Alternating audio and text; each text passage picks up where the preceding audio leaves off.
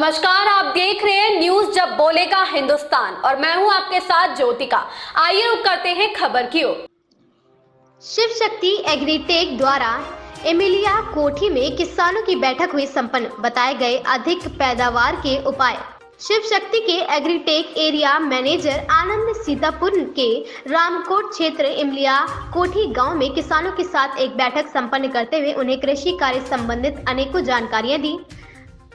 कोलकाता से चलकर आए उत्तर प्रदेश की धरती पर जहां आनंद ने अपने प्रोडक्टों के विषय में अधिक जानकारी देते हुए कहा कि जो गन्ने की फसल को नुकसान पहुंचता है और फसल को बीमारी लगती है, उसको बचाने के लिए मार्केट में अनेकों प्रकार के प्रोडक्ट आ चुके हैं, जिससे किसान साथ ही अपनी आय को अधिक बढ़ा सकते हैं। सीतापुर की इमलिया कोठी जब बोलेगा हिंदुस्तान संरक्षक देवेंद्र सिंह भदौरिया के आवास पर किसानों की एक बैठक आयोजित की गई, जहां पर किसानों को लेकर अनेक प्रकार की जानकारियां उपलब्ध कराई गई। देवेंद्र सिंह भदौरिया के नेतृत्व में किसानों की बैठक संपन्न हुई। बैठक में बहुत ही महत्वपूर्ण कृषि कार्य संबंधित जानकारी दी गई, जहां पर अपनी फसल को कैसे बचाया जा सकता है और फसल से कैसे अधिक मुनाफा कमाया जा सकता है, इस पर भी चर्चा की गई।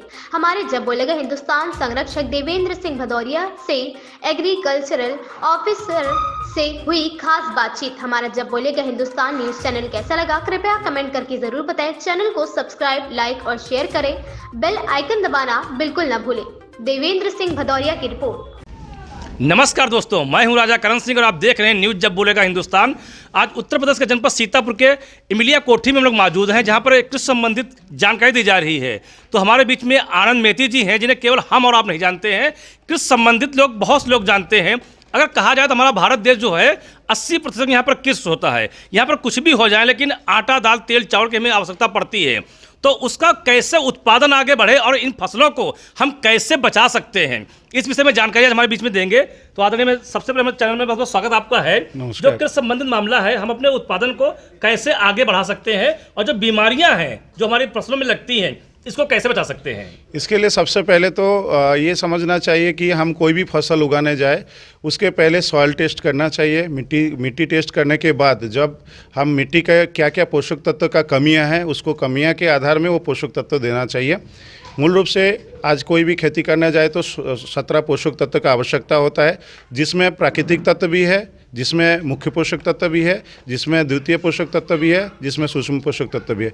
ये सभी 17 पोषक तत्व आप सभी फसल के लिए आवश्यक है। कोई भी फसल, दाल हो, चाहे धान हो, चाहे आपका गेहूं हो, चाहे गन्ना हो, चाहे मटर, आलू, टमाटर, कोई भी फसल हो, हर फसल के लिए ये सभी 17 पोषक तत्व आवश्यकता होता है। पहले आप मिट्टी का जांच करें, जो पोषक तत्व कमियां हैं मिट्टी में, उस पोषक तत्व के आपको मिट्टी में डाल के उसके ऊपर में उत्पादन करें। खाली डीएपी में आधारित नहीं होना, खाली यूरिया में आधारित नहीं होना। खाली डीएपी और यूरिया पे आधारित होंगे तो आपका लागत बढ़ेगा, आपका उत्पादन घट जाएगा, उत्पादन नहीं होगा। जब बैलेंस नहीं होगा तो उत्पादन नहीं बढ़ेगा। जैसे समाज में हर अलग अलग वर्गों का अलग अलग काम है। पुलिस का अलग काम है, डॉक्टर का अलग काम है, इंजीनियर का अलग काम है, चाहे पत्रकार का अलग काम है। हर प्रकार का वर्ग का अलग अलग काम है। ऐसे हर 17 पोषक तत्व का अलग अलग कार्य है। उस 17 पोषक तत्व जब आपका फसल में अलग अलग कार्य करेगा तब उत्पादन निश्चित तौर पे आपको बढ़ जाएगा और आप भी खुशहाल हो जाएंगे। आपने बताई उत्पादक के लिए जो बीमारियां लग जाती है, अक्सर है कि किसान समझ नहीं पाता कि इसको क्या बीमारी है, तो उससे किसके द्वारा उसको मिलना चाहिए, कहाँ पहुंचना चाहिए उसको, जिससे हमारी बीमारियां दूर हो सकें। देखिए, आज हर जिला में किसी रक्षक इकाई है।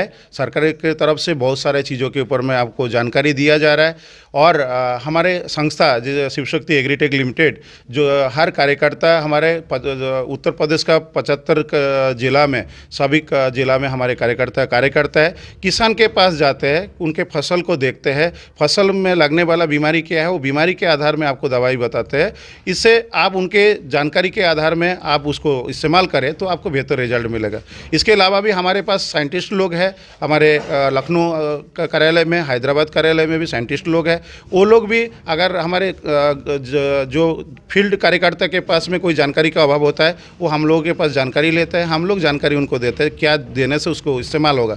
हमारे मकसद एक ही रहता है, किसान को कम खर्च में, कम लागत में अधिक उत्पादन हो। और आज सरकार ऑर्गेनिक खेती के ऊपर में जोर दे रहा है और निश्चित तौर पे ऑर्गेनिक के ऊपर में जाना चाहिए, जैविक के ऊपर में जाना चाहिए, क्योंकि अत्यधिक केमिकल जब हम इस्तेमाल करते हैं इससे नया नया बीमारी आ जा रहा है। आज छोटा बच्चा एक पैदा होते कैंसर हो जा रहा है, छोटा बच्चा पैदा होते पीलिया हो जा रहा है, छोटे बच्चे को नया नया बीमारी आ जा रहा है। ये कहाँ से आ रहा है? क्योंकि अत्यधिक मात्रा में हम केमिकल इस्तेमाल करने की वजह से ये हो रहा है। तो हमको सरकार का जो ये जो ऑर्गेनिक खेती के ऊपर में जो वो जागरूकता दे रहे हैं उस पर हमको ध्यान देना होगा, और हमारे संस्था के द्वारा भी आपको सहयोग किया जा रहा है, वो आप जरूर उस पर ध्यान देंगे तो आपको मदद मिलते रहेगा। हमारे जब बोलेगा हिंदुस्तान चैनल के माध्यम से जो किसान साथी हैं, किसान भाई हैं, इनको क्या संदेश देना चाहेंगे आप? संदेश देना, देखिए केमिकल को कम करिए। हमारे एक प्रोडक्ट है आपका क्षेत्र में, यहाँ पे जिस क्षेत्र में हम बैठे हैं इमिलिया, ये सीतापुर जनपद में, यहाँ पे इस क्षेत्र में गन्ने का बहुत ज़्यादा मात्रा में खेती होता है। इस गन्ने के खेती में केमिकल रूप में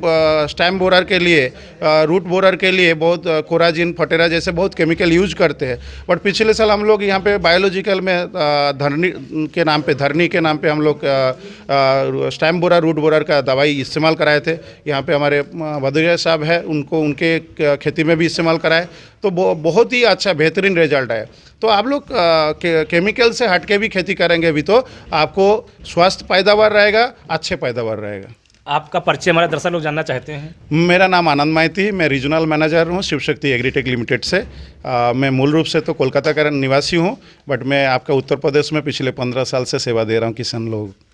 तो देखा जैसे कि ये हमारे बीच में थे जो कृषि से संबंधित बहुत अच्छी जानकारियाँ दी हैं हमको, कैसे क्या करना चाहिए। अगर इस तरीके से चलते हैं तो हमारे किसान भाई हैं वो काफ़ी उपज कर सकते हैं और काफ़ी मुनाफा कमा सकते हैं। अभी यहाँ पर कई किसान लोग हैं, हम उनसे भी बात करेंगे और कैसे हम अपने किसान भाइयों को और आगे मुनाफा कमा सकते हैं, इस विषय में भी चर्चा करेंगे। तब तक के लिए बने रहे आप हमारे साथ और देखते रहें न्यूज़ जब बोलेगा हिंदुस्तान। ऐसी ही खबर से जुड़े रहने के लिए देखते रहिए न्यूज़ जब बोलेगा हिंदुस्तान।